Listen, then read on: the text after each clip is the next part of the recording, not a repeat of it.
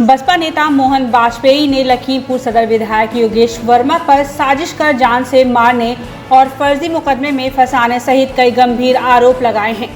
आपको बता दें कि बीते दिनों हाल ही में बसपा नेता पर एक SC/ST में मुकदमा लिखवाया गया, जिसकी पैरवी सदर विधायक ने की थी, जिसकी वीडियो सोशल मीडिया पर भी तेजी से वायरल हुई थी।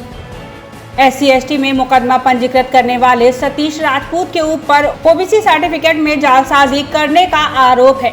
आपको बता दें, मोहन वाजपेयी गरीबों और जरूरतमंदों को सहायता देने में पीछे नहीं हटते। सूत्रों के हवाले से पता चला है कि आने वाले चुनाव को देखते हुए मौजूदा विधायक की नजरों में मोहन वाजपेयी जरा भी नहीं भा रहे हैं। शायद इसीलिए चुनाव के पहले ही मोहन वाजपेयी पर आरोपों की लड़ी लगाई जा रही है।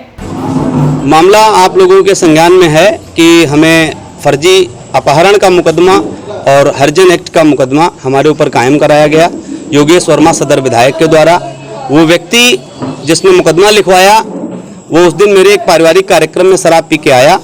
जब गेट के बाहर वो गाली देते हुए निकला और चूंकि कोई मतलब ही मेरा उससे नहीं था, तब जीतू राज जी से और राम नरेश सुमन गौतम जी से इनसे उसकी बातचीत हुई। इन पे उन्होंने हमला किया। राम नरेश जी की डॉक्टरी हुई है, जीतू राज जी की डॉक्टरी हुई है, उनके साथ 2-3 लोग और थे और उन्होंने हमला किया। बातचीत खत्म हो गई, हम अपने घर चले आए। योगेश वर्मा जी उसके घर गए, उसको लेकर के आए और हमारे ऊपर पुलिस पे नाजायज़ दबाव बना करके हम पे मुकदमा कायम कराया गया। इसके पहले उन्होंने 307 का मुकदमा हम पे कायम कराया, 392 लूट का कायम कराया, बलवा कायम कराया, 392 एक और कायम कराई, एक बलवा का और कायम कराया, हरिजन एक्ट का फर्जी मुकदमा इसके पहले मेरे रिश्तेदारों पे लिखवाया। तो मैं आप लोगों से यही विनती करना चाहता हूं, चूंकि मीडिया एक चौथा स्तंभ है और लखीमपुर की मीडिया ने न्याय का हर पल साथ दिया है। आप लोगों का बहुत बहुत धन्यवाद। योगेश वर्मा मेरी हत्या कराना चाहते हैं और महादेव ने एक सांस जब तक दी है लखीमपुर के लिए सांस है। कोरोना काल में मेरे और मेरे पूरे परिवार ने, अपनी और मेरी पूरी टीम ने, मेरे भाइयों ने जान पे खेल के 500 ऑक्सीजन सिलेंडर हम लोगों ने निःशुल्क लखीमपुर में बांटे।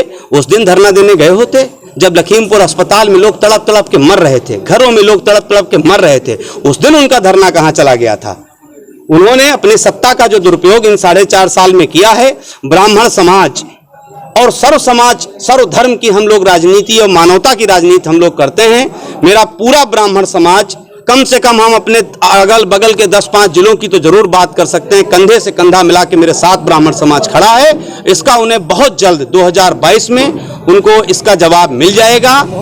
जो SC/ST का मुकदमा हुआ जिसमें जिला प्रशासन को ये जो प्रमाण पत्र जो जारी हुआ, इस पे क्या कहेंगे? प्रमाण पत्र उनको दे दिया गया, उसी दिन प्रमाण पत्र दूसरे दिन निकलवा करके कि वो आरक्ष जाति से है। उनके पिताजी ने उनकी बेटी की, अपनी बेटी की शादी में 25,000 का अनुदान लिया। आप सब लोगों को कागज उपलब्ध करा दिए गए हैं। उनकी एक बहन, दूसरी बहन आरक्ष OBC में आते हैं और उसके अलावा जो उनका जमीन का भी कागज हम आपको उपलब्ध करा देंगे। SC बन के जमीन खरीदी और बैकवर्ड बन के बेच दी।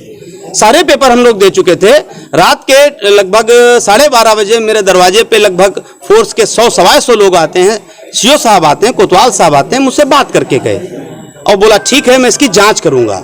जीतू राज जी को और सुमन जी को रात में वहां ले लिया गया। मेरे 2 साथी हैं, ये वाल्मीकि समाज से आते हैं, ये गौतम समाज से आते हैं। इनका मुकदमा नहीं लिखा गया और हम पे फर्जी मुकदमा लिख दिया गया। इन लोगों को भी जेल भेज दिया गया, जबकि ये तो खुद हरिजन जाति से आते हैं, तो इनको क्यों जेल भेज दिया गया?